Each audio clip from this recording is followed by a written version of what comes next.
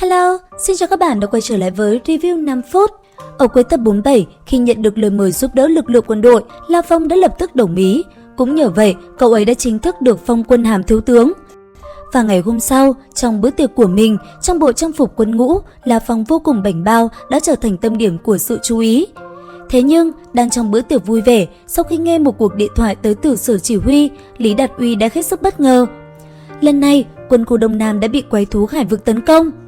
Điều đáng sợ ở đây, lần thú triều này, sức mạnh của nó chính là cấp 1, đây đã gần như là mức độ nguy hiểm nhất. Và cũng bởi vì sự nguy hiểm của nó, Lý Đạt Uy đã phải lập tức quay trở về khu căn cứ Đông Nam để chỉ đạo tác chiến. Trước khi đi, ông cũng nói với La Phong và những chiến thần có trong bữa tiệc, sự việc lần này hết sức nghiêm trọng, bởi vậy rất mong nhận được sự hỗ trợ. Lúc này đây, ở trong toàn bộ đại sảnh, khi nghe Lý Đạt Uy nói đến đợt thú triều kinh khủng như vậy, tất cả chiến thần ở đây đã lập tức đồng ý lên đường. Ngay sau đó, mọi người cũng lập tức trở về chuẩn bị đồ đạc cùng vũ khí của mình trước khi đi tới khu căn cứ Đông Nam. Còn La Phong, trước khi rời đi, Tử Hân cũng không quên dặn anh ấy, dù mọi chuyện có như thế nào cũng nhất định phải cẩn thận. Nghe thấy câu nói đó, gật đầu tự như hiểu ý. Sau đó, La Phong cũng lập tức chạy ra chiếc phi cơ chiến đấu của mình. Còn ở tại khu căn cứ, lúc này, một đợt quái thú đang tấn công dữ dội, khắp nơi giờ đây đều là một quang cảnh chiến đấu khốc liệt.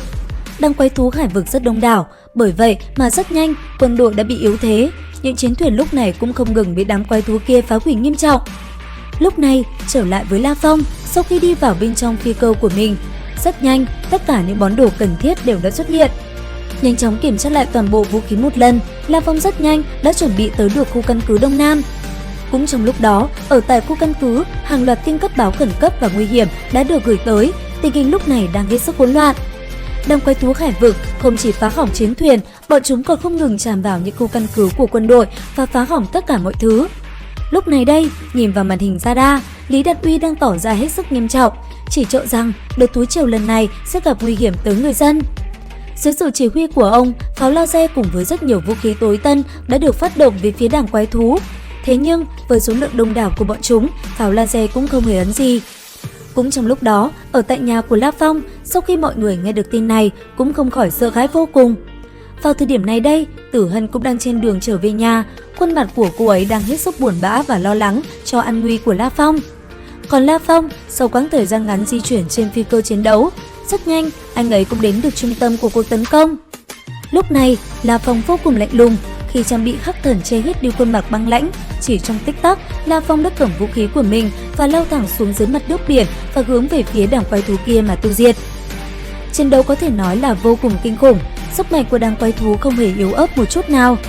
Lúc này đây, khi đã đánh tan được những con quái thú yếu ớt, đối mặt với những chiến thần, giờ đây không chỉ là một con quái thú cấp lãnh chúa nữa, bọn chúng có tới tận vài con, sức mạnh của nó là không thể nào hình dung nổi.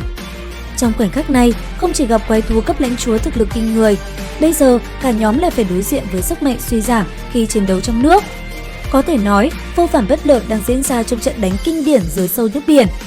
Đám quái thú tới từ hải vực quá đông đảo, bọn chúng không ngừng tràn tới khu căn cứ và tấn công quân đội tại đây.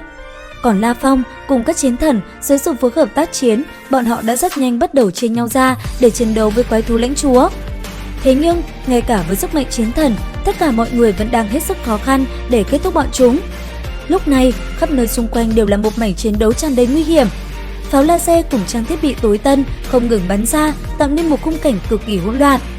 Và liệu rằng trong trận chiến tiếp theo, La Phong cùng các chiến thần sẽ phải đương đầu với quái thú kinh khủng như thế nào? Theo dõi kênh để biết thêm chi tiết nhé! Đến đây thì cũng hết tập 48 Thôn Phệ Tinh Không. Xin chào và hẹn gặp lại!